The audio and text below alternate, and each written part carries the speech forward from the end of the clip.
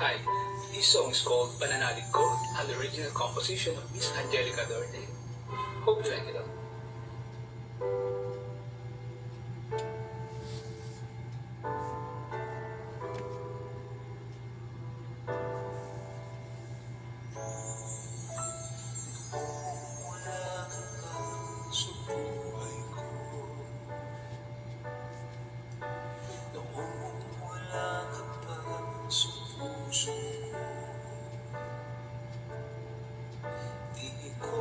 Pinapansin pag-ibig mo sa'kin, pag-ibig at biyaya mo'y di ko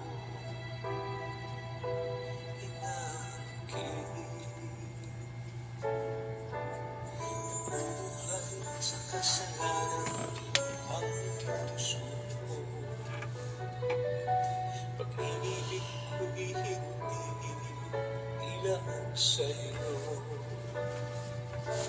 Mahina sa tukso ang pagkatao ko, pananalig ko sa iyo'y hindi siniseryoso. Ngunit ngayon'y nagbago na ang pagkatao ko, mula nang makilala ka, Jesus. Pananalig ko'y tumibay, buong tiwala ay binigay sa'yo lamang, Jesus. Pananalig ko.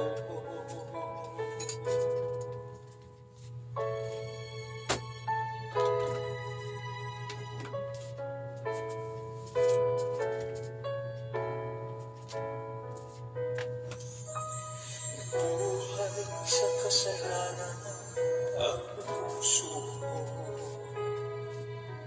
pag-ibig ko'y hindi nilaan sa'yo. Mahina sa tukso ang pagkatao ko, pananalig ko sa iyo'y hindi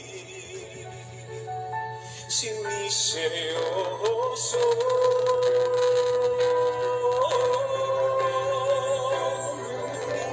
Ngayon'y nagbago na ang pagkatao ko, mula nang nakilala ka, Jesus.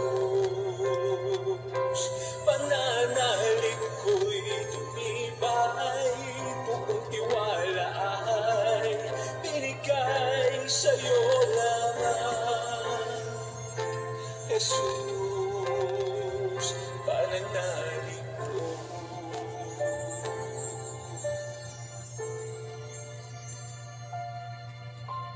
Sa'yo lamang, Jesus.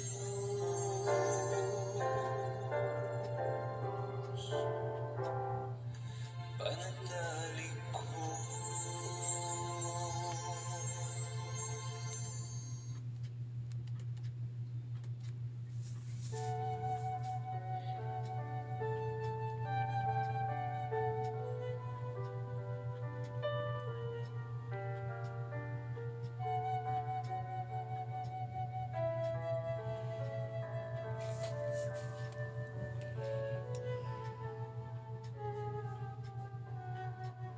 Sa ngalan ng Ama, at ng Anak, at ng Espiritu Santo. Amen. Hallelujah, Hallelujah. Purihin ka, Mang Diyos na makapangyarihan sa lahat. Purihin ang iyong pangalan, ang pag-ibig, ang kahabagan mo sa sangkatauhan. Marami pong salamat sa oras na ito. Muli, ipinagkakaloob mo upang ikaw'y mangusap sa amin sa pamamagitan ng iyong mabuting balita. Ama, hayaan mong lumapit muna ako sa iyo na may kababaang loob at humingi ng paglilinis, kapatawaran sa aking mga pagkukulang. Lord, patawarin mo po ako sa aking mga kahinaan. Patawarin mo ako sa mga pagkakataong nasasaktan po kita. Linis mo po ang aking puso. Sa mga oras na ito, Panginoon, manahan ka sa aking espiritu at ang espiritu mo'y magkaisa. Nagamitin mo lamang akong instrumento to hear your prophetic voice. Give me the wisdom, my Lord. Give me the humility, my Lord.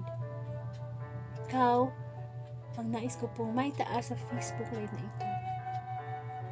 Ang iyong kabutihan, ang iyong pag-ibig, napakabuti mo, Panginoon. Ang pinakamahalagang biyaya na bawat araw na pwede namin ma-receive ay ang makarinig ng salita mula sa iyo, pagpapaalala sa aming mga kahinaan.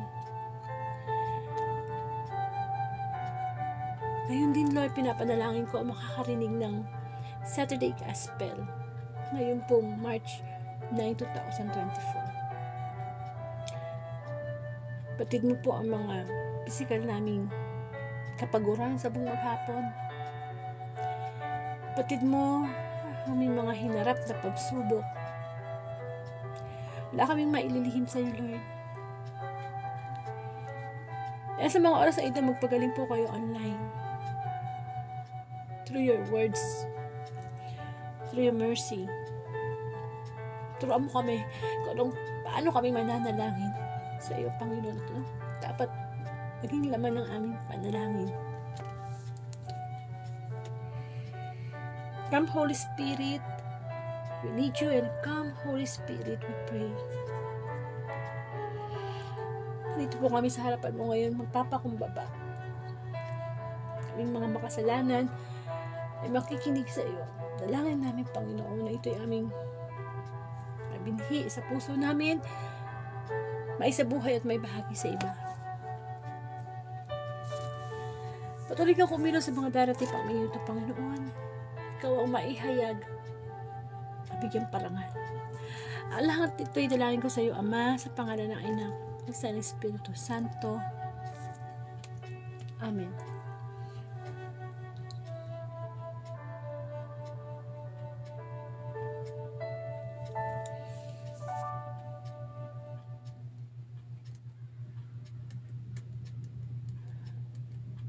Pakinggan po natin at bigyan ng papuri, ng pasalamat, ang mabuting balita.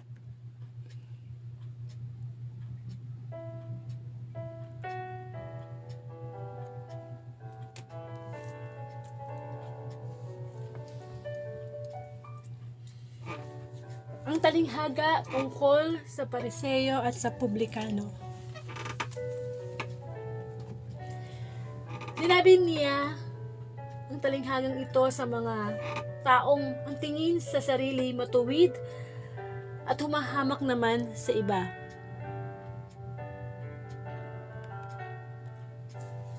May dalawang lalaking pumanhik sa templo upang manalangin. Ang isa ay Pariseo at ang isa naman ay Publikano. Tumindig ang Pariseo at pabulong na nanalangin ng ganito.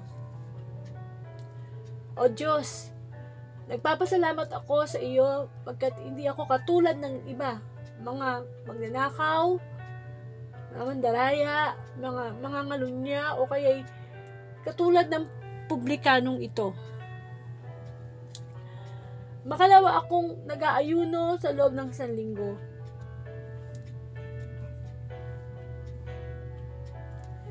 Nagbibigay ako ng ikapo ng lahat kong kinikita. Samantalang, ang Publikano'y nakatayo sa malayo, hindi man lamang makatingin sa langit, kundi dinadagbukan ng kanyang dibdib at sinasabi, O Diyos, mahabag po kayo sa akin na isang makasalanan. Sinasabi ko sa inyo, ang lalaking ito'y umuwing kinalulugdan ng Diyos. Ngunit hindi ang isa, sapagkat ang sino mang nagpapakataas ay bababa at ang nagpapakababa ay tataas.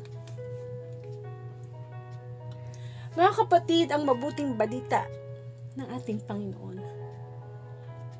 Pinupuri ka namin, Panginoong Hesus Kristo. Amen.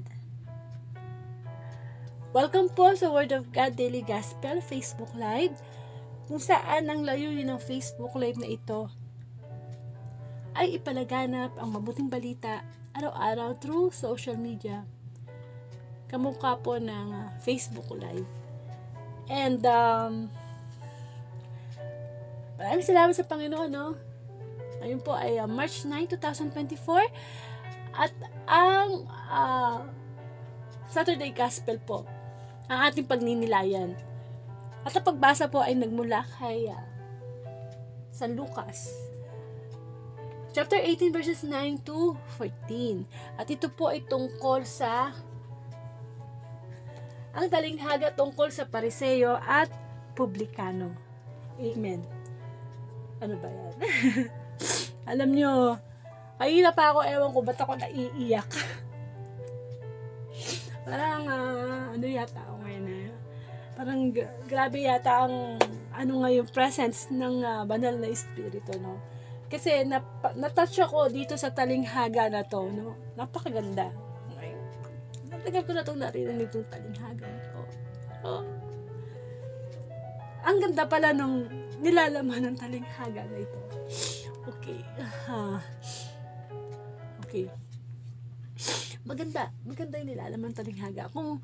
Kung dadamdamin lang nating mabuti yung mensahe ni Lord tungkol sa talinghaga, tungkol sa Pariseo at Publikano, mararamdaman natin, mangungusap sa atin ng Panginoon na meron siyang gustong ipagawa sa atin. Okay? So, ano ba yung senaryo? No? Bigyan natin ng senaryo, yung mabuting balita.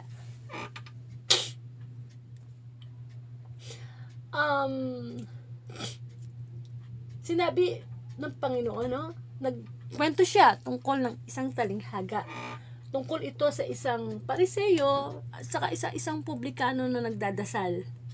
Pareho silang nagdadasal, no? And of course, ano bang itsura nung Pariseo nung siya ay nagdadasal sa Diyos? Ano siya? Nakatayo at sinasabi niya na nanalangin kasi sa Diyos na nagpapasalamat siya. Which is maganda naman talaga na kapag ikaw ay nagpipray, ay nagpapasalamat ka sa Diyos. So, ganun ang ginawa ng Pariseo, nagpapasalamat siya sa Diyos. Pero, okay na sana nagpapasalamat siya Kaya lang, meron siyang sinabi. Nung makita niyang nagdadasal din yung Publikano, ang sabi niya, hindi ako katulad ng iba na magnanakaw, mandaraya, di ba ang dami pa niyang sinabi? Yung palang kanyang pagpapasalamat, hindi pala yung pagpapasalamat sa mga blessings na nare-receive niya. Kasi sabi dito sa mabuting balita, tumindig ang Pariseo at pabulong na nanalangin ng ganito, O Diyos, nagpapasalamat ako sa iyo pagkat hindi ako katulad ng iba. Yun pala yung pinagpapasalamat niya sa Diyos, na hindi siya kamukha ng iba. So, again, sa prayer niya, nagkaroon na agad ng comparison. Okay? Tapos, ano pang sabi niya? Sinabi pa niya yung mga mabubuti niyang ginawa, no? Sabi niya, 2 times daw siyang nag-aayuno sa loob lang ng 1 linggo. Hindi ba? Grabe, no? Sa loob ng 1 linggo, 2 beses siya nag-aayuno or nagfa-fasting. At hindi lang yun. Ano pang sabi niya sa Diyos? Nagbibigay din siya ng ikapo ng lahat niyang kinikita. So, yung quality ng prayer ng Pariseo, parang nagre-report siya kay God. Nagre-report siya na ganitong ginagawa ko. Nagpa-fasting ako 2 times a week. Nagbibigay ako ng tithes ko sa lahat ng aking kinikita. At hindi ako kamukha niya na yung Publikano na yan na o ng iba na yan, ibang mga tao na ganitong kasalanan, ganito ang ginagawang kasalanan, ganyan ang kasalanan, hindi ko po yung ginagawa. So, yun ang prayer nung Pariseo. Tapos, ito namang publikano, ang kanyang pagpe-pray, hindi siya nakatingin sa langit, kundi naka-bow down siya. Nakayuko yung kanyang ulo, na para bang hiyang-hiya siya, or hindi siya makatingin sa langit. Talaga nakayuko siya. At ang nilalaman ng kanyang prayer sabi niya, "O Diyos, mahabag ka sa akin." So, ang una pa lang niyang sinasabi, humihina siya ng habag sa Diyos. Amen. At ang paghingi ng habag, alam naman natin, is a sign of humility. Humingi ka ng awa. Amen. Yun lang ang nabanggit dito sa talinghaga. Walang sinabi dito na ang publikano nagsasabi, nagre-report ng kanyang tithes, nag-aayuno, hindi. Ang simple-simple nung sinabi ng prayer nung publikano, "O Diyos, mahabag po kayo sa akin." At anong sabi? No? Ang lalaking ito, umuwi na kinalulugdan ng Diyos. So, sa dalawang nagdasal, yung publikano at saka yung Pariseo, kanino nalugod ang Diyos? Doon sa publikano. Amen. Kaya nga, di ba sabi ko sa inyo, nakaka-touch tong talinghaga na ito, or gospeling today, kasi merong gustong iparating sa atin ng Panginoon na mensahe. Amen. Kasi ganito tayo. Is either we are the publikano or we are the Pariseo. Kaya, madedefine natin, saan ba ako? Pag ako ba'y nagpe-pray, kawangis ba ako ng publikano na may humility? Or kamukha ko ng Pariseo na mayabang yung kanyang pagdarasal. Amen.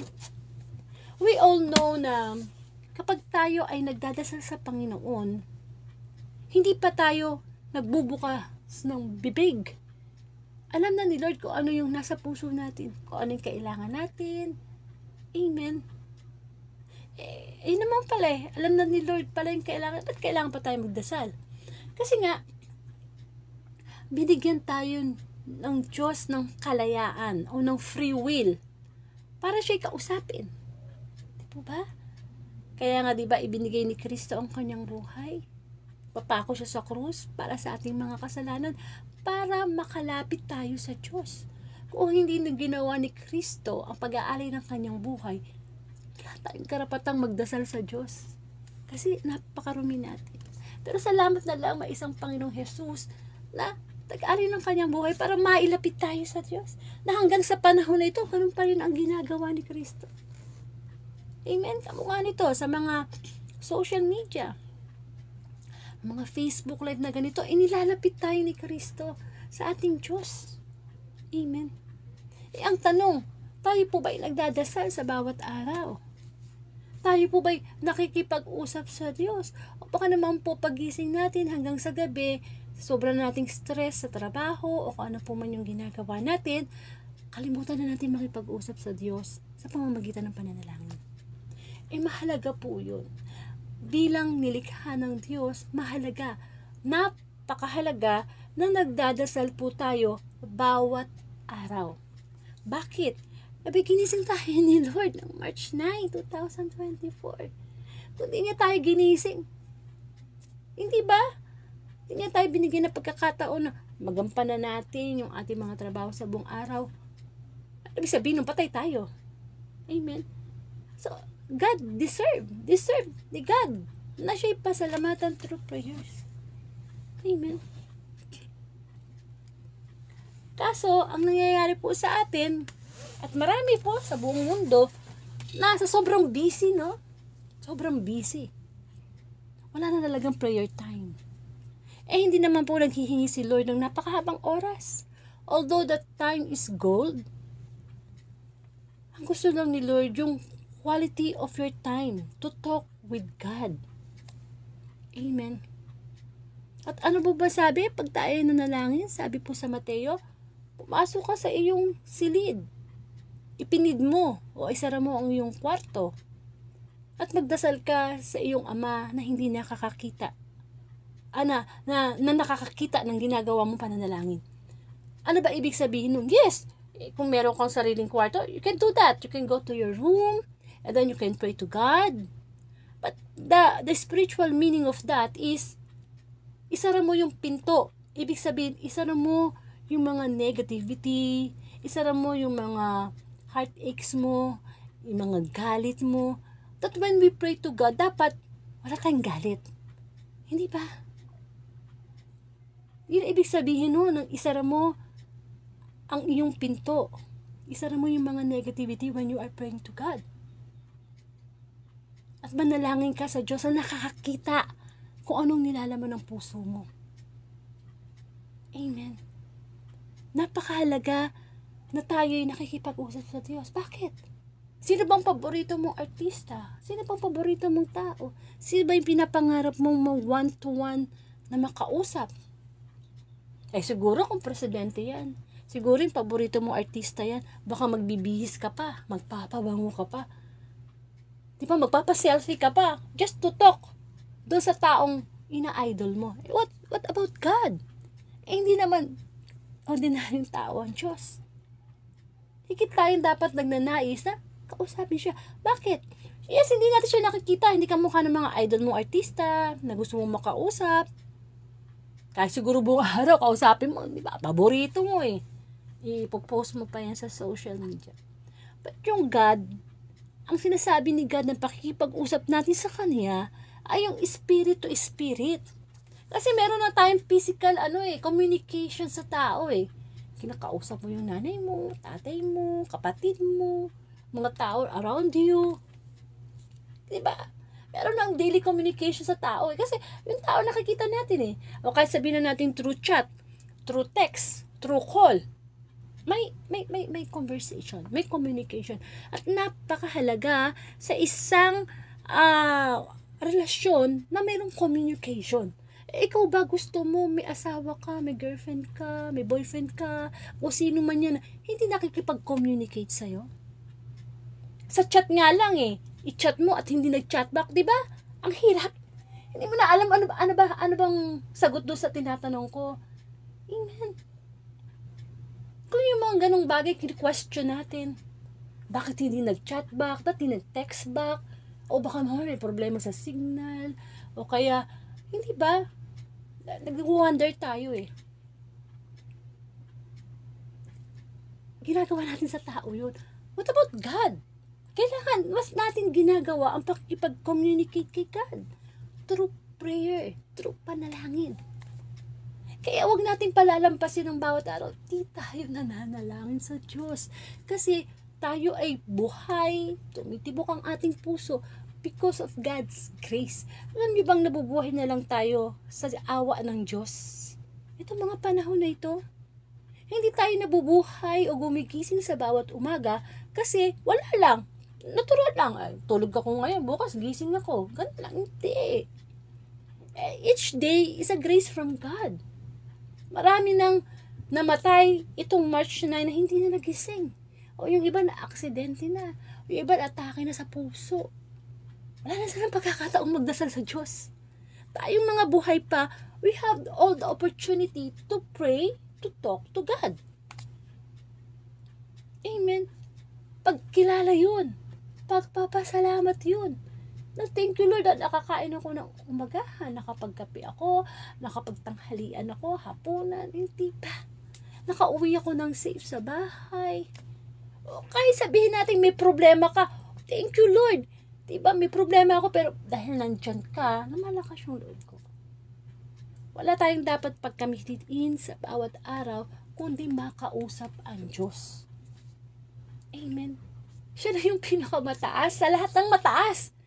Kung gusto mo makausap ang presidente, gusto mo makausap yung artist, meron pang mas mataas doon. Yun ang Panginoon. Okay?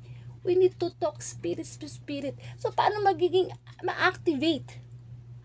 Paano ma-online yung ating spirit with the Lord? Kung hindi tayo nakikipagdasal sa Kanya. Amen?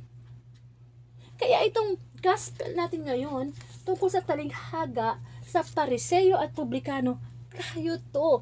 Marami sa atin na parang Pariseo kung magdasal. O, Meron naman talaga mga tao nagdadasal. Ang tanong, pag nagdadasal ba tayo sa Diyos, anong klase na pananalangin ang ipinagdarasal natin sa Panginoon? Kamukha ba tayo ng Pariseo na mayabang? Mayabang, ang pakayabang. Nakatayo, nakatingin sa langit at sinasabi pa niya, "Oh Diyos ko, nagpapasalamat ako sa iyo kasi hindi ako kamukha niyan. Magnanakaw." Ay yung isa, 'di ba? Ganito yung ginagawang kasalanan. Ay yung isa, hindi ba? Inisa-isa pa niya yung kasalanan ng kapwa niya. Hindi siya ganun. Minsan ganun tayo manalangin. Para bang tingin natin sa pananalangin natin, para bang nakikipag-usap lang tayo kung kanino. Di po ba? Yes, as Catholic, we pray the Our Father, the Hail Mary. Maganda yan.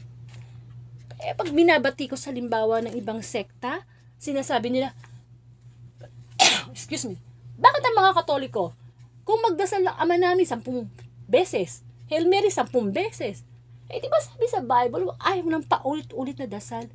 Kapatid, kung lahat na lang nakasulat sa Bible ay ililiteral natin, paano na spiritual connection natin kay God? Pag sinabi ba sa Bible na ang sanhi ng kung ang kamay mo, ang sanhi ng pagkakasala mo, batulin mo. Kung yung mata mo ang naging sanhi ng yung pagkakasala, dukutin mo. Lahat tayo wala ng kamay. Wala tayong mata. Ayun ba? Kaya pag ginaganon o tini-question yung ating pananalangin na paulit-ulit, kapatid, magdasal ka ng isang Ama namin. Sinasamba mo na yung Diyos. Pagdasal ka uli ng pangalawang Ama namin, di doble mo ng sinamba ang Diyos. Di pa nagdasal tayo ng rosary for 10 Hail Mary, 10 Our Father, di 10 beses mong sinamba ang Diyos. Masama ba yun? Di po ba? And of course, itong Pariseo na to, huwag natin gagayahin to. Inisa-isa niya, no? Para siyang nanghusga pa eh. Of course, sa pananalangin natin, don't ever compare ourselves to others. Yung kasalanan ginagawa ng iba sa atin. Amen. Tingnan mo yung mayamang binata. Di ba kinausap niya si Jesus? Sabi niya, alam niyo po, nagagawa ko lahat ng utos ng Diyos. Siguro na perfect na niya yung 10 utos ng Diyos. Pero nandoon yung desire niya na makapunta sa heaven.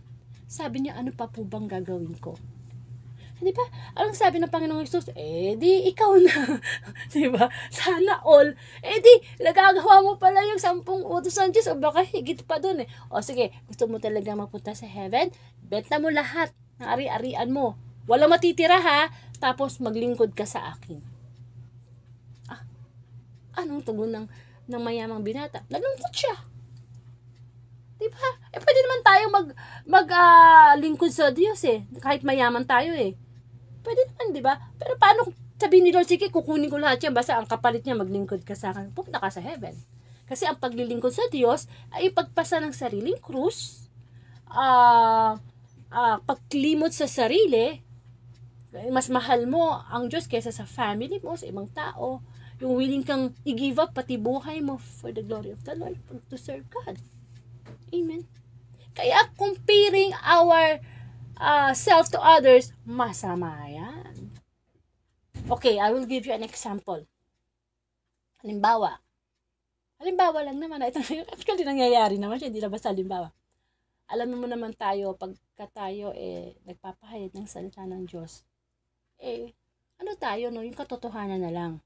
Totoo tayo, no? Kasi, hindi naman tayo nang huhusga eh. Sino pa namang may karapatan? Kahit naman ang pare o kahit sinong preacher, walang karapatan na manghusga ng kapwa. Kasi kung nanghuhusga ang nagsasalita sa kapwa, hari na ng panghuhusga si Kristo. Kasi ganun ang ginagawa niya, di ba? Pinapalaganap niya ang mabuting balita. Talagang sinasabi niya ng prangka. Ultimo nga sa Pariseo mga eskriba, pinaprangka niya yan. Mga plastic kayo, mga mapagpaimbabaw kayo, di ba? Kaya pag nakakarinig po tayo ng salita ng Diyos, wala ditong husgahan. Wala tayong makasalanan. Ang paghuhusga, pagdating na ng uli niyang Panginoong Jesus, no? Yun talagang paghuhusga. Siya lang may karapatan nun. Sa ngayon po, nabubuhay pa tayo sa habag ng Diyos. Okay? Kaya, don't ever compare. O, halimbawa, lalaki ka. Gusto mo maging babae. O, di ba maraming nangyayari ngayon dyan, no? Kaya nga, nagkaroon po tayo ng LGBT community. Okay? Sana, mas marami ang God's community, no? Okay. Alam natin na mahal ng Diyos ang lahat ng makasalanan. Ang ayaw lang talaga ng Diyos, yung kasalanan ginagawa natin. Kaya ano man ang sex preference mo. Amen? O, halimbawa sabi niya, ako lalaki ako, gusto kong maging babae. Gusto kong maramdaman na babae, magdamit babae, magtsurang babae. Gusto kong mahalin ng lalaki. Okay, halimbawa yan, ha? O, pero kahit ganito ako, tatrabaho ko ng maayos. Sinusuportahan ko yung family ko. Wala akong inaagrabyhan ng tao, ha? Dami ko pa nga tinutulungan, eh. Okay, halimbawa yan, ha? Which is nangyayari din, no? Naririnig din natin yan sa mga social media, mga vlogger, content creator, di ba?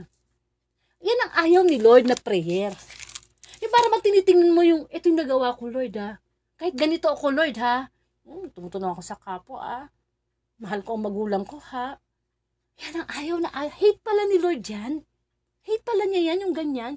Yung para bang iniisa-isa mo pa yung mga ginagawa mong kabutihan. Huwag na huwag natin gagawin yan.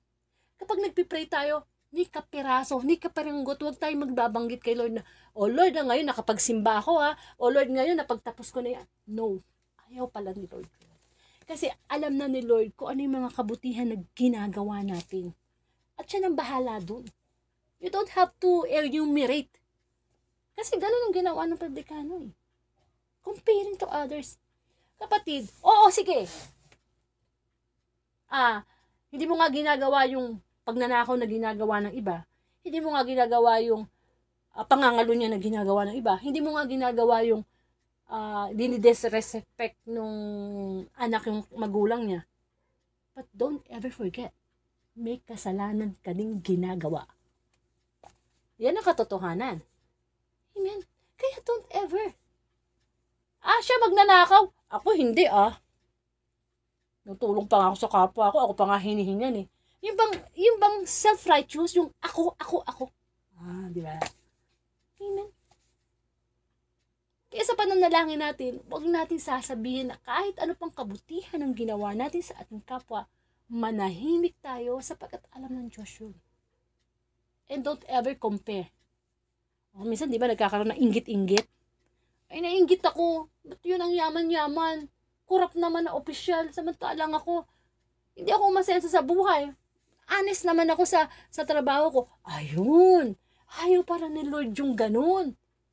Yung bang kinukumpare mo na yung sarili mo sa iba, naiinggit ka na. Tapos parang sinasabi mo pa, wala nga ako, mabuti nga akong ama. Bakit yung anak ko, nagloko pa rin, hindi pa rin nakapagtapos ng pag-aaral? Hindi ba? Ayaw para ni Lord. Kaya ngayon, wag na tayo mananalangin ng ganyan. Manahimik tayo sa mga kabutihang ginagawa natin. Hayaan natin si Lord. Di ba? So, first, do not compare, ha? Never ever compare. Kung hindi mo man ginagawa yung kasalanan ng iba, don't ever forget na may kasalanan kang ginagawa rin. Lagi. Every day. We cannot perfect the day without committing sin. Minsan nga, sasabihin mo, wala kang ginagawang masama sa kapwa mo, pero may nasasabi pa rin masama yung kapwa mo sa'yo. Di ba? Di ba? Minsan nagiging sanhi ka pa ng pagkakasala ng kapwa mo. Amen. Pero tayong mortal sin, venial sin. Amen. So yun. Tapos, ano pang pinagmamayabang ng Pariseyo na ito? Ang sabi niya, abay, nag-aayuno daw siya 2 times a day. 2 times a week. Di ba sa atin, ang pagpa-fasting hindi naman ganyan. 2 times a week. Hindi ba? Hindi ba sa atin, twice a year. Yung Ash Wednesday, tsaka Good Friday. Amen. Siya talaga 2 times a week. Grabe, no? Grabe, wag fasting ito, no? Grabe, diet siguro itong Pariseyo na to. Hindi ba? Ano ibig sabihin nun? Sa atin, sa pananalangin natin, minsan, sinasabi natin yung mga nagawa natin na kung tutuusin, Dapat ba talaga natin gawin na hindi natin dapat ina-enumerate pa kay God. Pag-aayuno, fasting, kailangan talaga natin yung mahal na araw. Ang tanong, mag-fasting ka ba tuwing mahal na araw lang? Ano yun? Yung mahal na araw ka lang nagkakasala? Diba? Ash Wednesday pa lang, sinasabi na ng pare, mag-ayuno kayo, manalangin kayo, magdimus kayo, diba? Almsgiving. Amen. Araw-araw dapat yun. Hindi lang mahal na araw. Amen. Pag-aayuno. Ano ba yung pag-aayuno? Pag-iwas sa kasalanan. Kung ikaw ay mahilig sa sigarilyo, fast mo na yan. Pagkain ng baboy, fast mo na yan. Amen. At yung mga matitipid mo sa mga bisyo na ginagawa mo sa katawan mo, itabi mo at ibigay mong tulong sa kapwa mo. Biro mo, nakakailang stick ka isang araw ng sigarilyo. Ay, magkano din yun? O pagpalagay na lang natin. Sa isang araw, nakaka-20 pesos kang sigarilyo. Araw-araw ka nagsisigarilyo. 20. I-times 30 mo. 30 days. Ilan din na matatabi mong pera dun?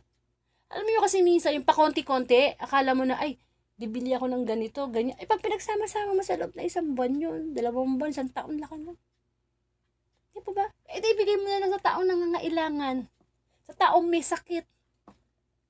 Sigarilyo, kumukuha ka lang naman. Actually, ikaw bumibili ng sakit mo. Di po ba? Mga junk food. Imbis na bumili ka ng junk food, anong gawin mo? Itabi mo yung pera. Ako yung bakit nakakawagtaka na? Ito mag junk food dati, tanaasan na yung tax at saka yung alak, yung sigarilyo. May bumibili pa rin. Why? Because of tawag ng laman. Masarap kasi yun Masarap kaya yung mga flavored foods. Di po ba? Mga puno ng betchin. Syempre, ang diablo, sama niya tayo aakitin sa tawag ng laman. Kaya kahit taasan mo ng tax siya, mataas ang presyo ng mga ganyang bilihin na wala ka naman makukuha ng sustansya. Kaya nga junk food Ano ba sa Tagalog ang junk? Basura. Pag pinasok mo sa katawan mo, soft drinks, basura.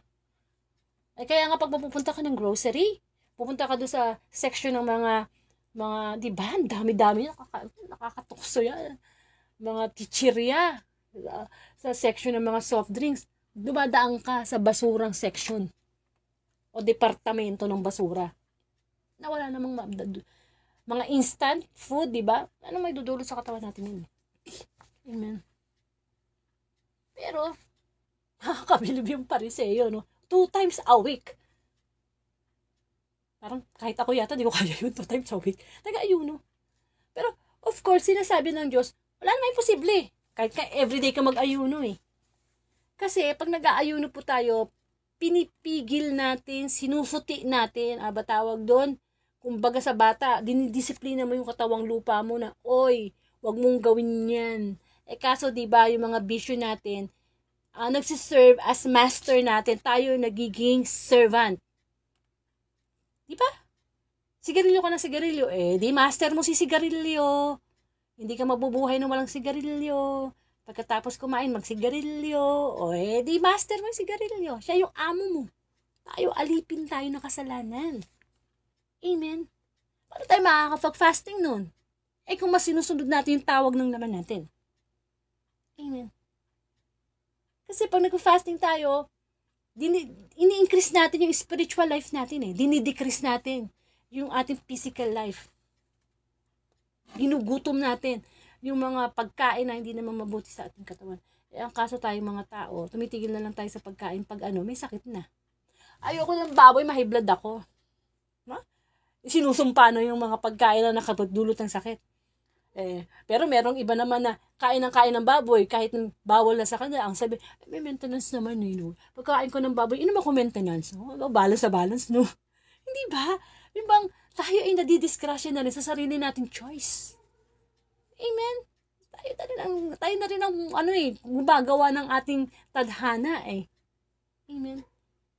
So, etong Pariseo na to, kahit sabihin natin 2 times siyang nag-fasting for 1 week, di pa rin yan naging kalugod-lugod ka sa Diyos.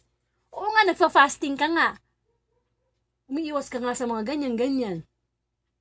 Pero, Di ba mapagpaimbabaw lang. Kunyari lang. Eh, di ba sabi nga, pag ikaw ay nag-aayuno, dapat hindi ka magmukhang mukhang kawawa. Di ba? Mukhang kawawa. Na, hindi mo na kailangan gawin to, gawin yan. Kailangan lihim yung pagpa-fasting, yung Diyos lang nakakita. Hindi yung pinagmamayabang mo pa sa iba. Amen. Mahalaga yan, mahalaga. Actually, napakalakas ng dating ng fasting. Kasi yung prayer, we can pray everyone. Pwede tayong magdasal. Kasi salita yan eh. Diba? Pero ang pagpa-fasting, hindi lang salita. Talagang i-action mo siya. Talagang gagawin mo. Pag sinabi mo, hindi ko kainin to kasi masama to para sa Diyos. Di ba nga yan, pag Friday, dapat din tayo nagkakarne as Catholic, di ba? Kailangan, di ba? Uso si munggo. Kaya sabi ko, ba't kaya pagka Friday, munggo ang ulam? Ayun pala yun, may connection pala yun. Amen. Na pag Friday, para fasting mo yun, sa buong linggo, at least nung araw ng Biyernes, di ka kumain ng karne. Kasi tayo, karne din tayo, di ba? Tayong tao, karne kaya tayo. Tayo yung pinakamasarap na karne. Masarap tayo sa karne ng baka at ng manok. Kasi malinis tayong karne. Di ba? Mataas na uni nga lang tayo ng karne. Karneng tao. Eh nga kaso, mahilig din tayo sa mga karne. Sa mga baka mo. Ugaling natin minsan, ugaling ang hayop. Di ba? Kaya kung ano yung sakit ng hayop, minsan na-acquire ng tao. Kaya sakit di pa, mga cancer. Amen. So, yun. Itong talinghaga tungkol sa Pariseo at Publikano, sinasabi ni Lord, pag nananalangin tayo, wag tayo magko-compare ng kasalanan natin sa kasalanan ng iba. Pangalawa, pag nananalangin tayo, kailangan, wag natin ipagmamalaki yung mga nagagawa nating kabutihan. Nag-aayuno po ko, ganito, ganyan. At pangatlo, ano yung hindi naging kalugod-lugod sa pananalangin ng Pariseo sa Diyos? Anong sabi niya? Abay, nagbibigay po ako ng tithes. Na po sa lahat ng kinikita ako. Diba? Yung prayer nung Pariseo, puro ako. Pambihira naman yan. Pag tayo ba nagpe-pray, lahat ba ng meron tayo atin, diba hinihiram lang natin? Kapag tumutulong tayo sa tao, tayo ba yung tumutulong? Instrumento lang tayo ng Diyos. Yung ibinigay nating tulong sa ating kapwa, galing yun sa Diyos, pinadaan lang sa atin. Bakit tayo lagi ako? Di ba dapat, Lord, nakatulong po ako sa kapwa ko? Kasi po, dahil sa inyo. Sabihin mo mang ako, pero binabalik mo yung papuri. Yung papuri sa Panginoon. Amen. Actually, yung ikapo na yan, di ba sabi nga, 10% ng kinikita mo. Ako hindi ako pabor dyan. Nasa Old Testament yan eh. Di ba sabi sa New Testament, magbigay ka ng ayon sa iyong kalooban, bukal sa kalooban. Pwede ka magbigay ng higit pa sa 10%. Pwede pa yung 15%, 20%, 50%. Di ba basta galing sa puso mo. Eh kung yung ang babaeng balo eh. Di ba kusing na lang natira sa kanya, binigay pa niya sa templo eh. Kasi pag nagbibigay tayo, when it comes financially, tinitingnan mo ni Lord, bakit mo binigay yan? Anong reason ha? Panahon ng eleksyon, dami mo binibigay sa kapwa mo. Tulong ba yan o mayroong kapalit? O, diba? So, tinitingnan ni Lord yung reason kung bakit tayo nagbibigay sa ating kapwa. Amen. Kasi lahat ng pera na meron tayo, even centimos yan, galing yan sa Diyos. Kaya kayo, pahalagahan nyo kahit 25. 5. Pag may nakita kayo sa daan na 5, 25, pulutin nyo. Kasi hindi mabubuo ang 1,000,000 pag walang 5. Eh, kaso pag nakakita ka ng 5, 25 sa daan, di mo pinapansin. Pero pag nakakita ka sa 1,000, naku po, hihintuan. Diba? Titingnan pa kung may nakatingin. Diba nagkakaroon tayo ng ng pagbubukod tangi. Amen. Kung awalis ka dyan sa bahay mo, may kakalat-kalat na piso, kalat-kalat na punin mo. Ay, sumakay ka mamaya sa LRT, di ka makakasakay kung kulang ka ng piso. Amen. Kailangan, kung mapagkakatiwalaan tayo sa maliit na bagay, magkakatiwalaan tayo ng Diyos sa malaking bagay. Pero kailangan magsimula muna yun sa maliit. Paano mo masasabi na, Lord, patatawarin ko yung taong nagkasala sa akin? Eh, kung sa junk food pa lang, bigay ka na sa tukso. Sa soft drinks pa lang, imbis sa tubig ang inumin mo, bigay ka na sa tukso. Tawag ng laman yun. Halos mas mahirap yung magpatawad. Amen? Kaya tayo, sa panahon ngayon ng Kwaresma, mag-umpisa tayo sa mga little things na alam natin kahinaan natin. Pag kahinaan mo yung alak, ay nandiyan na yung barkada eh. Yayain ka na, di ba? Say no. Sometimes you have to choose between no and God. Between kasalanan mo tsaka sa God. Ay, gusto kong drugs or God. Gusto kong magmura o si God. Diba? Our life is a choices. Every day we choose. Amen. So, yung Pariseo, wag natin gagayahin yun. Hindi tumitingin sila sa mga tights na niya kung gaano ba kalaki. At tinitingin ni Lord kung ano yung nasa puso natin. But of course, we have to support our church, yung mga gawain. Ganda naman yun talaga eh, no ba?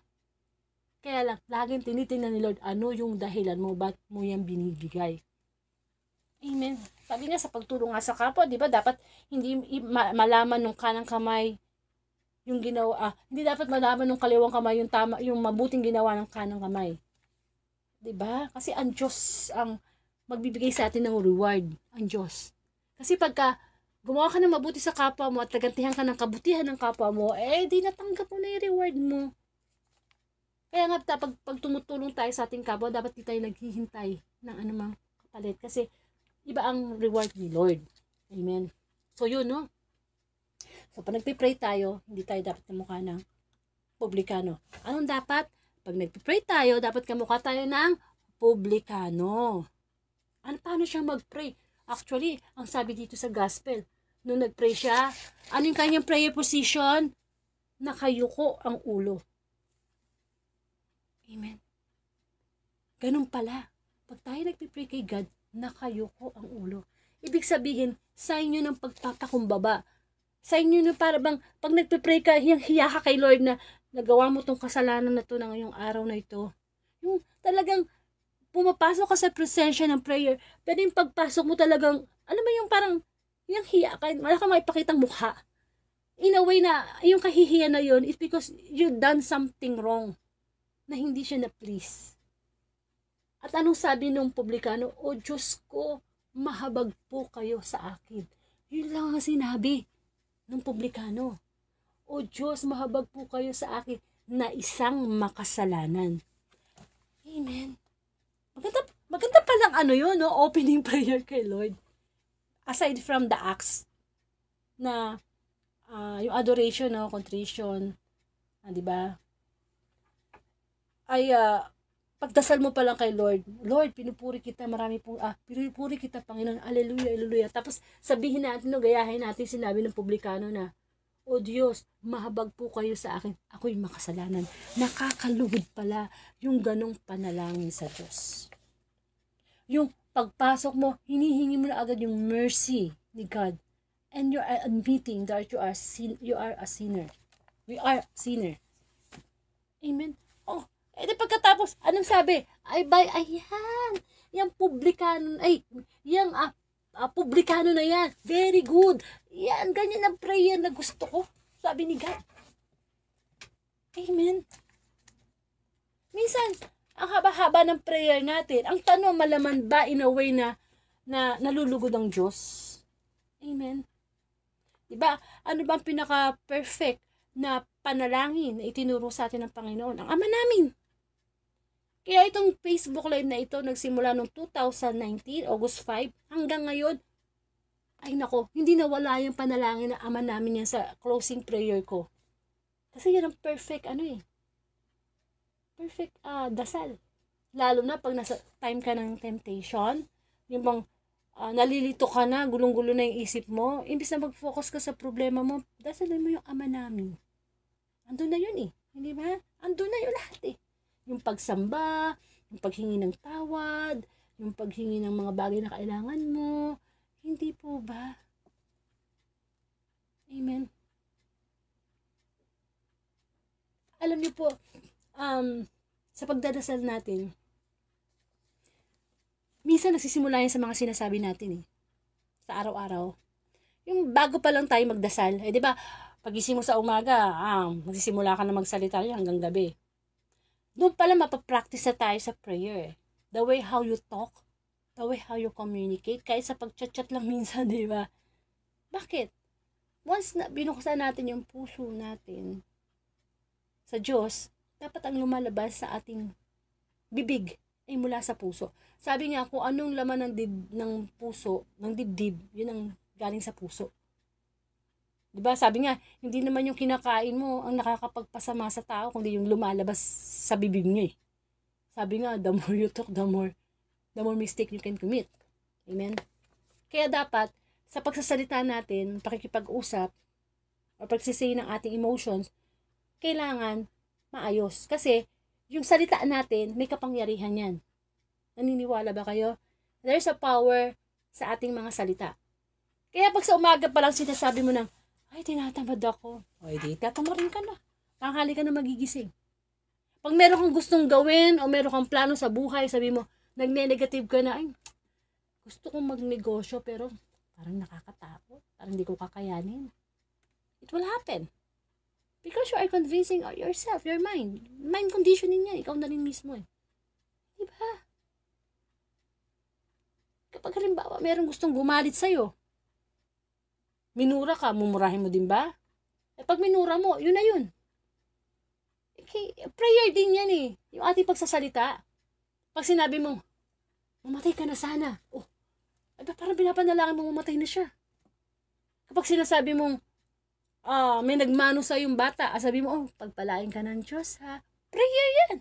Kaya pag pumasok tayo sa totoong prayer with the Lord, sanay na tayo makipag-usap sa Diyos. Kasi sa tao pala, maayos na yung mapag-usap. Di po ba? Eh kung araw-araw nagmumura ka, araw-araw masama yung sinasabi mo sa kapwa mo, masama yung lumalabas sa bibig mo, palagay mo ba pagdating sa prayer mo? Eh baka mamaya magulat nga lang, magmura ka na eh. Eh di ba ganun minsan? Gugulatin ka, ay, oh, di ba? Kakamura siguro buong araw, di ba? Pati sa pagkagulat na sabi.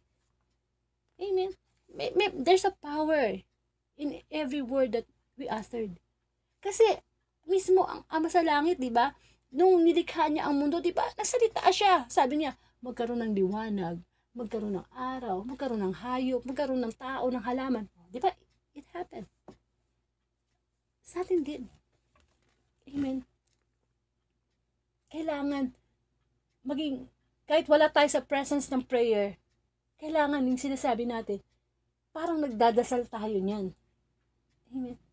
Sabi nga nila, hindi naman mahalaga kung ano yung sinabi mo eh. Ang mahalaga, paano mo sinabi. Hindi ba? Minsan may mapapakinggan ka sa tao eh. May sasabihin sa'yo, mabibwisit ka. Bakit? Ang pangit na pagka-deliver niya. Pero kahit masakit yung sasabihin niya, pero ang ganda-ganda na pagkakasabi niya sa'yo, hindi ba? Mabibless ka. Parang joke lang yan eh. Merong isang joke, dalawa ang nag-deliver ng joke. Yung isa hindi natawa. Yung isa dineliver, natawa. Ganon din. Sa pananalangin. It's just a matter, paano mo sinasabi sa Diyos? Hindi ba? Amen. Tsaka, kapag tayo ay nananalangin, dapat, alam mo yun, yung may tiwala, okay? Ano ba nga dapat ilaman ng ating pananalangin? Una sa lahat, kapag tayo po ay nananalangin sa Diyos, dapat lagi nating iniisip, kamukha nung sinabi ng publikano, mahabag po kayo sa akin sapagkat ako'y makasalanan. So una, kailangan ang nilalaman ng ating prayer that we are thinking that we are relying on God's mercy. Na kung ano man yung sasabihin natin na alam na ng Diyos, pero naniniwala tayo, binibigay natin na mahahabag ang Diyos sa atin. Eh napakamahabagin naman talaga ng Diyos eh. Sobra. Napakamahabag. Hanggat nabubuhay pa tayo dito, ang grabe. Nasa grasya tayo, nabubuhay tayo sa grasya ng Diyos. Mapagpatawad ang Diyos. Kaya nga wala tayong karapatan na hindi magpatawad ng ating kapwa eh. Amen. Kasi ang Diyos pag nagpatawad sa atin, nililimot na niya yan. Tapos, sige, okay, move on na. Magsimula tayo uli. Eh tayo, hindi tayo makapagpatawad ng kapwa natin eh. May kasalanan ka sa akin, isusumpa kita, hindi ka na makakaulit. Diba? Hindi dapat ganun. Dapat there's always relying on God's grace. Amen. Ano pa? Pag tayo ay nagdadasal, syempre, sasabihin natin kung ano yung mga gusto natin. Tsaka sa pananalangin sa Diyos lang naman natin talaga nasasabi lahat-lahat ng nasa sa loob natin. Minsan nga sa confession, di pa natin masabi, nahiya pa tayo sa pare eh. Pero pag tayo nagkakaroon ng one-on-one prayer with the Lord, we can say anything. Diba? Kasi we believe na pinapakinggan niya tayo. Amen. And of course, hindi naman pwedeng puro pray na ikaw na lang ang nakakipag-usap. Kailangan sumasagot din si Lord. Diba? Dapat two ways yung pakikipag-communicate sa prayer. At paano sasagot si Lord? Sa pamamagitan ng pagbabasa mo ng Bible. Andun lang sagot ni Lord sa prayer mo. Ito, sa mga ganitong gawain. Diba? Sumasagot ang Diyos sa daily gospel, sa mabuting balita. Amen. At lagi nating sasabihin yung kamukha ng sinabi ni Kristo tuwing siya'y nanalangin sa Ama. Nung time na malapit na siyang ipako sa krus, no, maranasan na niya yung mga hirap, panunuya, pananakit, paghagupit. Di ba nanalangin siya sa Garden of Gethsemane? Sabi niya, not my will but your will be done. Ay, isa pa yan sa pinakamaganda na huwag mawawala sa prayer natin. Lord, let your will be done. So, alam na natin. So, una, huwag mawawala sa atin yung kamukha ng sinabi ng publikano na, Lord, mahabag ka, makasalanan ako. Pangalawa, anong sinabi ni Kristo? Mangyari nawa ang gusto mo. Let your will be done.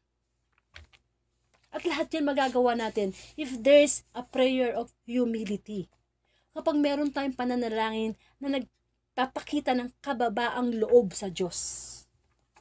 Amen. Kasi sa presence ng prayer, tayo makasalanan, banal ang kausap natin. Hindi yan basta-basta. Hindi natin maluloko yan. Amen. Kaya dapat yung humility, nandoon. Hindi dapat mayabang. Amen. Hindi dapat mayabang. Kaya di ba dapat nakayuko? Di ba ganun nilarawan? Kung paano manalangin ang publiko, nakayuko. Kung pwede nga lang, di ba, lumuhod.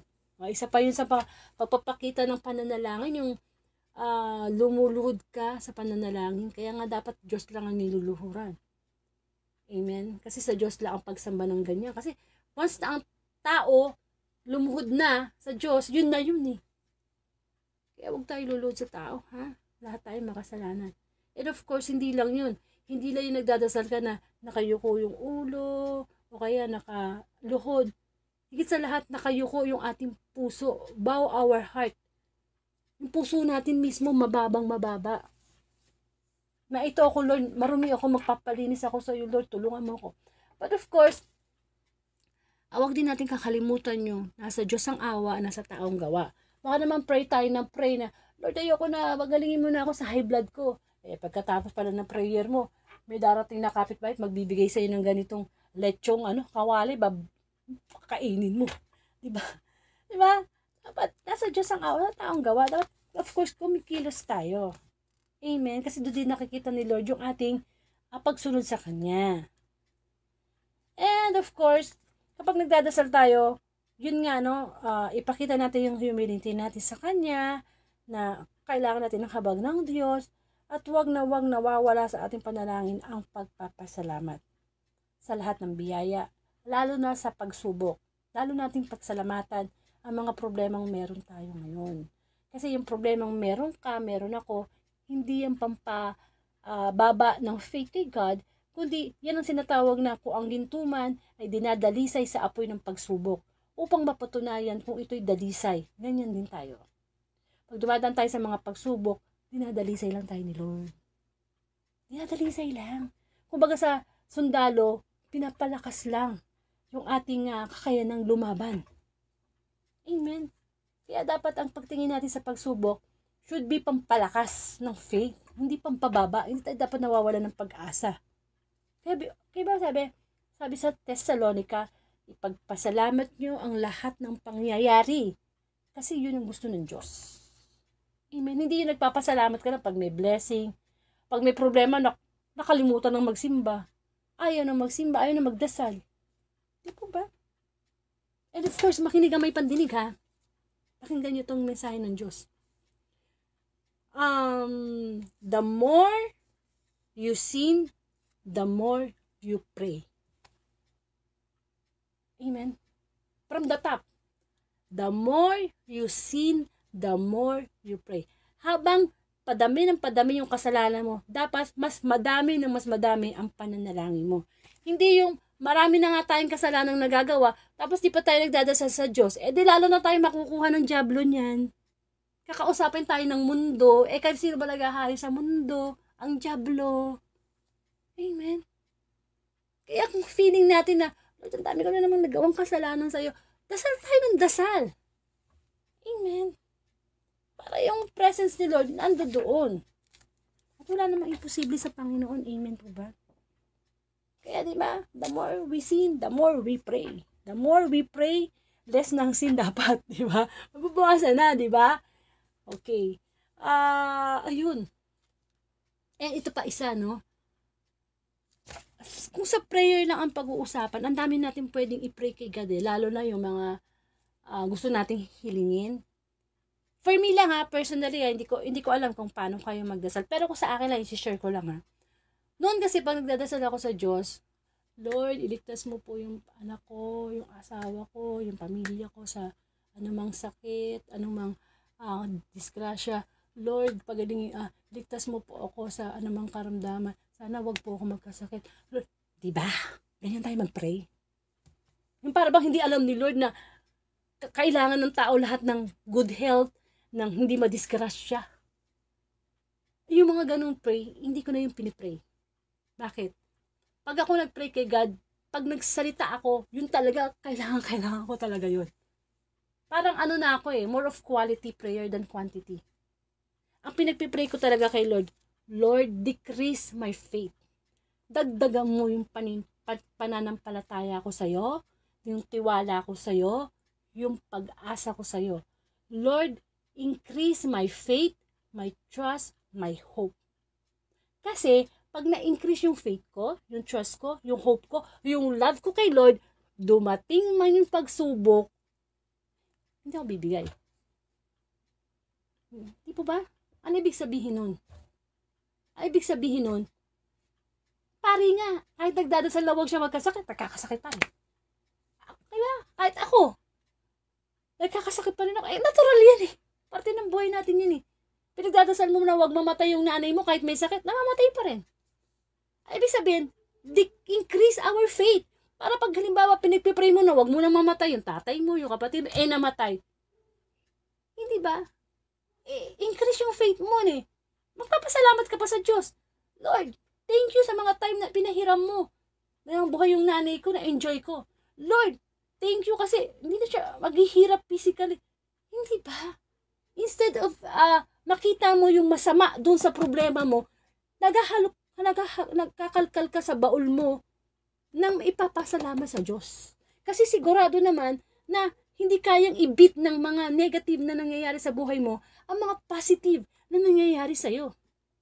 Amen. Kasi ang minsan na pinagpapasalamat natin kung ano lang gusto nating makita Kung ano lang gusto nating makita paano kung hindi na ibigay sa'yo agad ng Diyos yung gusto mo? Tatampod ba tayo sa Panginoon? Sometimes life is a matter of contentment. And of course, gratitude. Be thankful to God. Amen. Kasi pag tayong mga tao, reklamo tayo ng reklamo, nagsasara ang pinto ng pagpapasalamat. Pero kung sanay tayo magpasalamat kahit may pagsubok, Lord, meron akong high blood ngayon, Lord.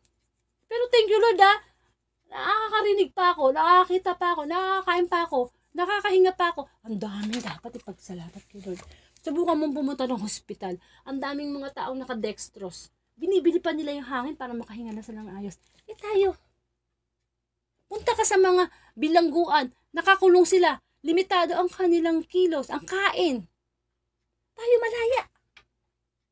You can go anywhere you want. Pero minsan, mas maswerte pa nga yung mga taong nasa bilangguan, nasa hospital. Okay, physically, hirap sila. Pero kung sila ay spiritually nakalaya na sa mga kasalanan na nakakapagdulot sa kanila ng spiritual blindness, spiritual na pagkabingi, spiritual na ketong, pagkabilanggo, sa spiritually malaya na, Tayo, hindi nga tayo nasa ospital, wala nga tayo, malaya nga tayo, pero pala bilanggo tayo ng ating mga kasalanan. Amen. Na, pwede tayo magdasal sa Diyos, magsimba, pwede natin ginagawa, bilanggo tayo, nabibilanggo tayo. Kaya nga yan sinasabi na buhay physical, pero patay spiritual. Amen. So, we have to pray. Yung ipa-increase natin, Lord, dagdagan yung faith ko. Para pag halimbawa, dumating yung mga aksidente, nasunugan, namatayan na hindi inaasahan, you will remain, naka-stand ka, nakatindig ka pa rin sa pagtitiwala mo sa Diyos. Importante yan. Tsaka yung yung pagpapasalamat. Subukan nyo. Subukan nyo. Kasi ito si share lang naman kasi alam mo yung sharing yan talaga yung pagpapatotoo na nangyayari talaga. Hindi siya loko, hindi siya biro. Simula nung matuto ko magpasalamat sa Diyos, na-close na yung pagrereklamo. Nakaluto ako, nakalaba ako, nakaligo ako, sumakay ako ng jeep, bumaba ako, nag-drive ako ng kotse, nakarating ako. Lagi ako nagpapasalamat sa Diyos. Hindi ko mabilang kung ilang pagpapasalamat ang nagagawa ko sa isang oras. Ibang may mga nagawa akong bagay, thank you Lord. Nakarating ng safe yung anak ko, thank you Lord. Binigyan ako ng sukli. Nagbayad ako ng Meralco, binigyan ako ng sukli, nakabayad ako, thank you Lord. Ay, pag ganun pala, thank you ng thank you. You will have the peace of mind kahit may problema ka. It's either financially, relationship. Why? Kasi mas nakikita mo yung maganda sa buhay eh. We only live once sa mundong ito. Huwag na natin iukol pa sa mga worries. Problema mo bukas, problema mo sa isang linggo. Ngayon pala punong-puno ka na, pinoproblema mo na to. Hindi ka natin alam kung bibigay pa ni Lord yung kinabukasan eh. Diba? Kaya kailangan, you should enjoy. Pagbihira naman. Baka naman tayo buhayin lang ni Lord ng 90 years old. Wala na nakakarating ng gano'n. 75.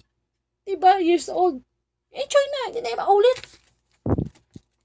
Kaya kung magpatawad ka na ngayon. Hindi ba?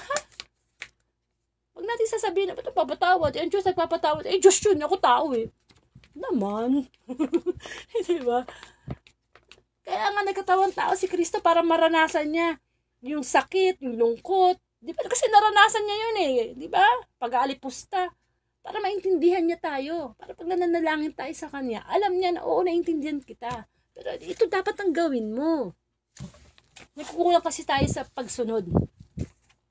Amen. Nagkukulang tayo sa obedience. Sabi nga ni Brother Francis, no? Kagabi. Kasi siya yung guest preacher ko eh. Tungkol sa mahalagang utos. Kasi ito pong gospel na to everyday. Kung gusto nyo mapanood yung mga nakaraang gospel, punta po kayo sa timeline ko, nandun yun. So kahapon, si Brother Francis tungkol sa love. Tungkol sa mahalagang utos. May natandaan ako, sabi niya, alam nyo, yung obedience, yun ang susi, no? Para tayo makasunod sa kalooban ng Diyos. Pero meron pa raw mas mahalaga sa obedience. Anong sabi niya? Commitment. Commitment. Nagkukulang tayo ng commitment kay Lord, kaya hindi natin masunod ng talagang totally yung utos niya. Kasi yung pag-obey, minsan nag-obey lang tayo kasi takot tayo eh. Halimbawa, sa batas ng tao, kung sunod ka lang naman na, wag tumawid sa tawiran na yan kasi mahuhuli ka eh. Diba? Sometimes we obey kasi natatakot tayo maparusahan. But if we have commitment, i-obey natin yan. Kasi committed tayo. Kaya nga diba maraming mag-asawa ang hiwalay ngayon? Why? Because they are not committed. Pagkasal na, nagsama na sa isang bubong, nagkaroon na ng problema, nag-iiwan na sa ere. Kanya-kanyang, kanya-kanyang ego na. Ay, ikaw may kasalanan eh. Nang babae ka, ganito, di ba? Ano bang sabi? Ang pinagsama ng Diyos, hindi dapat paghiwalayin ng tao. Commitment is the key. Mas mahalaga pa yan sa obedience. Kasi pag-obey, lahat naman yan eh. Tayo pwedeng sumunod eh. May mga reason nga lang. But if you are committed, no matter what, kahit anong mangyayari, we are committed.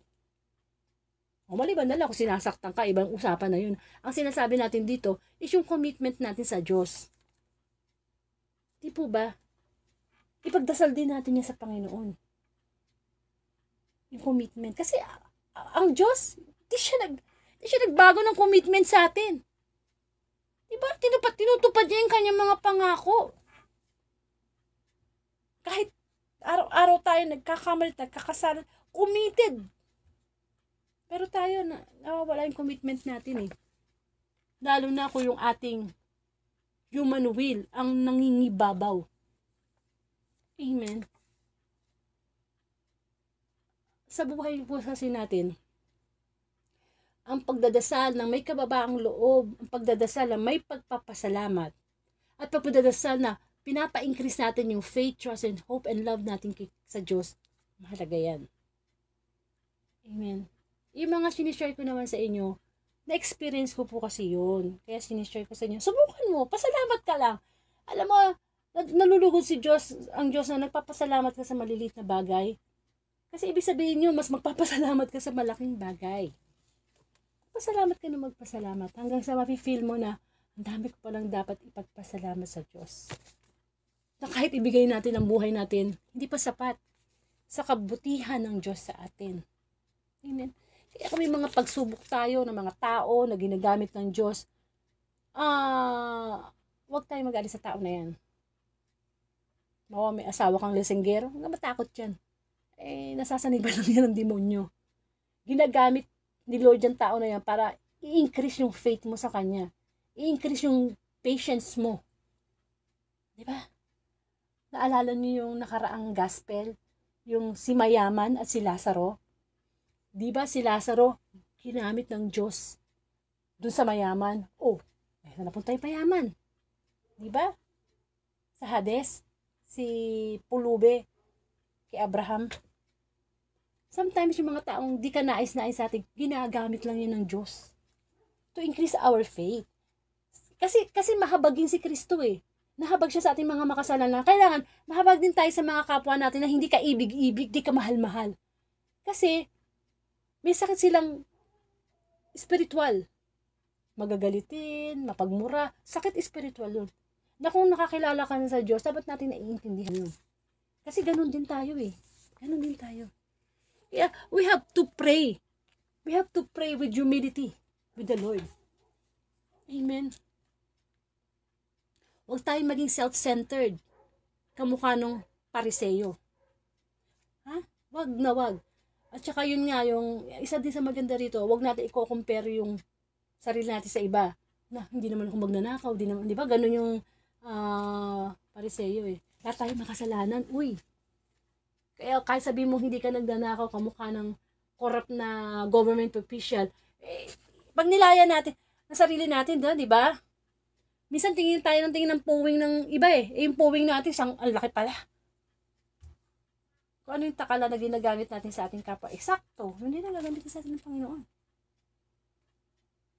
Amen. Kaya sa pagpapray natin, tingnan ni Lord, hingi ng hingi ito Pero teka muna, galit ka sa ganito di ka pa nga nagpapatawa, di ba? Kitang-kita ni Lord. Ako yung kaluluwa, tagus-tagusan niya pag nagpe-pray tayo. At nakakalugod sa Panginoon, yung prayer talaga with humility. Kasi yun ang binibless. Binibless talaga nila. Alam ni Lord na, dapat natin, alam ba yung kalalagayan natin sa harap ng Panginoon, na ang Diyos ay mataas, tayo ay makasalanan. Na lumalapit tayo sa Kanya, para yung mga kahinaan natin, ma-overcome natin through the help of God. Lahat naman ng kabutihang ginagawa natin, through the help of the Holy Spirit. Hindi yun sa atin. Hindi sa atin yun. Kasi likas na tayong makasalanan eh. Amen? Likas na yan eh. Because of our pride, our ego. Kaya tayo hindi magkaroon ng humility kasi because of our ego. Sino bang hari ng ego, ng pride? Ang diablo. Gusto niya na tayo ma-pride, ma-ego. Ay ba? Ako presidente ng kumpanya na to. Pero siya may kasalanan, hindi akong kasalanan. Swerte. Nanay ako, tatay ko, anak lang kita, hindi ako tawag siya. Kasi swerte. Hindi ba? Wala yan sa title. Wala yan sa katayuan sa buhay, sa pinag-aralan. Yung humility, nagagamit lahat yan sa aspeto ng pagkabuhay natin, ng buhay natin. Lalo na sa prayer, pag-pray natin. Kasi kinakausap natin si Lord dun eh. Huwag natin kakalimutan kinakausap natin si Lord. Hindi yun basta-basta. We have all the pagpupuri sa Panginoon. Amen. Kaya nga, di ba sabi, ang prayer daw, kamukha ng Ama namin. Pag dinadasal mo, pinupuri mo ang Panginoon. Pag kinanta mo pa raw yun, mas lalo, doble. Yung pagpupuri natin sa Panginoon. Kasi kinakanta pa natin yun, di ba? Kaya, mahalaga. Ba kayo matulog? Pray. Hindi ang tawag ng Panginoon. Ate, alam. Kasi matanibig bukan. Diyan si Lord. May kapangyarihan talaga na, tulog na to. Nako, tulog na itong mga to. Akin na yung mga free will nyo ngayon. Higisingin ko ba kayo? Hindi sa kinabukasan. Pag tulog tayo, hindi natin maraming free will natin. May panaginip natin, hindi natin mapili. Kaya kailangan yung pagpipray, di ba? Sometimes, kung halimbawa pagod na pagod ka na, stress ka na, gusto mo na matulog. Kahit hindi ka na mahabang prayer, alam mo, 3 words lang ang sabihin mo. Amen. Lord, I'm sorry. Lord, thank you. And Lord, I love you. Diba? Diba pag may mga tao sa'yo na maraming ginawang kasalanan, minsan, naghihintay ka lang ng salitang sorry, okay na, approve na. Ako ganun eh. Baka may kasalanan ka sa akin, nasaktan mo ako ng gusto, hindi ka na kailangan magpaliwanag. Just say sorry, tapos na ako kwento. O kahit nga hindi ka mag-sorry, pinapatawad na kita eh. Hindi po ba? I'm sorry. Thank you, Lord. I love you. Yun na yun. Diba? Ayun na yun, basta straight from the heart, our prayer. Amen. Sana po napagnilaya natin sa gospel ngayon ang kahalagahan ng pananalangin na maging katulad tayo ng publikano, hindi ng pariseo. Always a prayer of humility. Amen. Magkaroon po tayo ng closing prayer.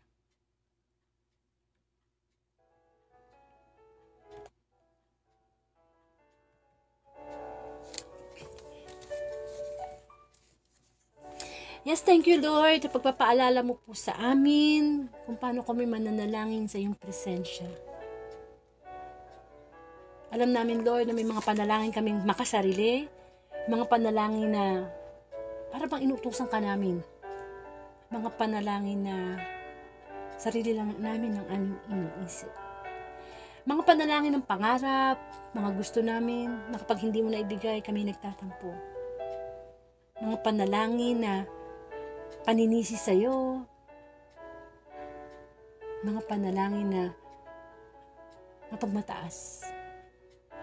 Lord, turuan mo kami na maging mapagpakumbabang loob kapag kami po'y nananalangin sa'yo. Ang buong paggalang, ang buong pagsamba, ito sana ang makita mo po sa aming pananalangin. Lord, dinadalangin ko po ang lahat ng may karamdaman physically. In Jesus' name, Lord, ang kagalingan ay ipagkaloob mo. Lalong-lalo na, Lord, ang spiritual healing na nakikita mo sa aming mga puso, kung ano aming mga kahinaan, kung ano yung mga kasalanan ginagawa mo po namin everyday, Lord. Heal us, O Lord. Di namin pakawalan ang kasalanang ito. Heal us, O Lord. Magtiwala kami sa iyo. Increase our faith, our love, our trust, our hope. Para sa ganun, Lord, pag dumating yung mga pagsubok na hindi namin naasahan, patuloy pa rin kaming magtitiwala sa iyo.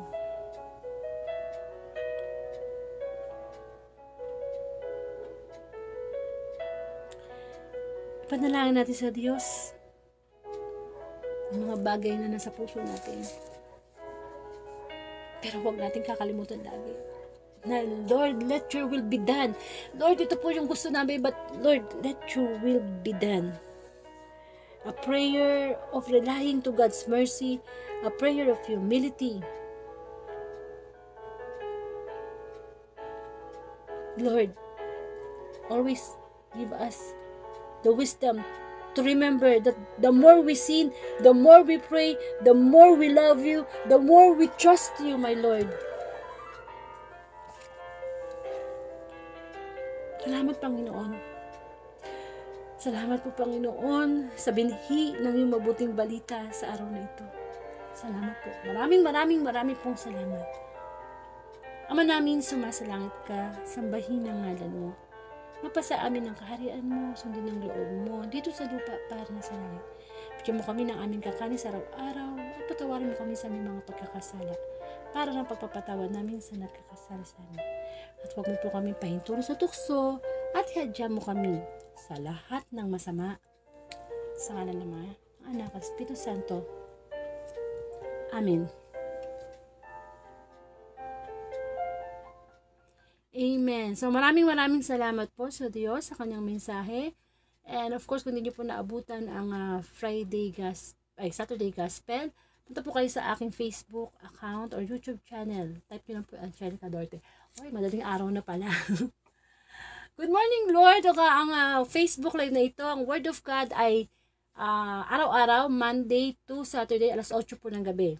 Nagbabago lang po tayo ng oras, depende po sa schedule ng inyong lingkod o sa schedule ng guest preacher. At yung lolo, ay na nga, niloob ng Lord, no? Na ngayon po ay March 10 na, 2024, ang ating Sunday Gospel, o araw po ng Diyos, no? Ang ating po magiging guest preacher ay wala pala, sa no? But of course, sa March 20, Brother Noel, March 25, Brother Raytan, March 26, Brother Jerry na dati, March 21, Brother Derek, 22, Brother Bong Mangabat, March 27, Danny De Gollado, March 28, Sister Librada Mansano. Ayun po yung mga nakalist na natitira pang preacher for the month of March. And of course, humingi po ako ng panalangin sa iyo, Brother Jerry, panalangin na from March 11 to March 18 na bakasyon po ako, no, sa Palawan. Babakasyon po ang inyong sister. Ayan, magninilay-nilay. Ayan, kaya magkakaroon na lang ako ng advance Facebook reflection. Gumawa na po ako March 11 to March 19. In-advance ko na yan. Ipopost ko na lang yan bukas ng gabi. Kaya mapapansin nyo sa Facebook timeline ko, bigla na lang kayo magugulat. Meron ng Facebook reflection ng March 11 to March 19. Kasi yan po yung time na mawawala ako sa hindi ako mawawala sa mundo. Ibig ko sabihin, magbabakasyon ako. Kaya in-advance ko na kasi baka mamaya mahina kasi ang signal doon Kasi syempre Palawan. Hindi natin masabi no. So, nanigurado na lang ako na meron ng naka-post. Ayan. Okay? Of course, and kaya bukas, March 10, medyo yung huli kong live. Ako po yung magbibigay ng reflection. Huling live ko yun. Yung mapapanood yun ng March 11 to March 19. Recorded na yun. Video recorded na yun. Hindi na siya live. Pero, of course, ko pa rin. Ipopost ko sa timeline ko po. Yun po. And of course, ayun po, yun sa pananalangin alam na natin na be humble. Be humble, increase our faith, that your will be done, my Lord. So, maraming po salamat. Pakishare na lang po. Ito pong katatapos lang natin ng Saturday Gospel for the glory of the Lord. Amen. Maraming po salamat, and to God be the glory.